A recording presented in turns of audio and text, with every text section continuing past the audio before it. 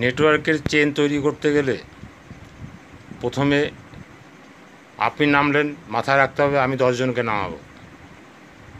সেই 10 জন যারা নামলো ওদেরকে দিয়ে আবার 10 জন করে নামাতে হবে।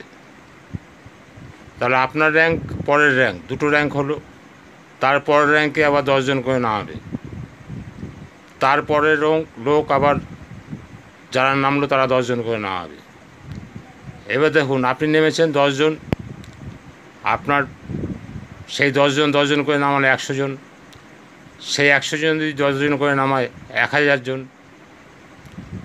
এই 100 জন যদি 10 জন করে নামায় 1000 জন, তা সেই 1000 জন যদি 10 জন করে নামায় কত লোক হলো?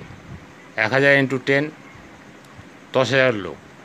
এবার যারা কাজ করে না তাদেরকে মনে মনে ভাবলেন না এদেরকে রাখা যাবে না, বাদ দিয়ে দেবেন, কিন্তু প্রথমেই ছাটকাট করা যাবে না। এর নামে আপনি যদি চেন থেকে বেশি ইনকাম করতে চান প্রথমেই ছাটকাট করা যাবে না।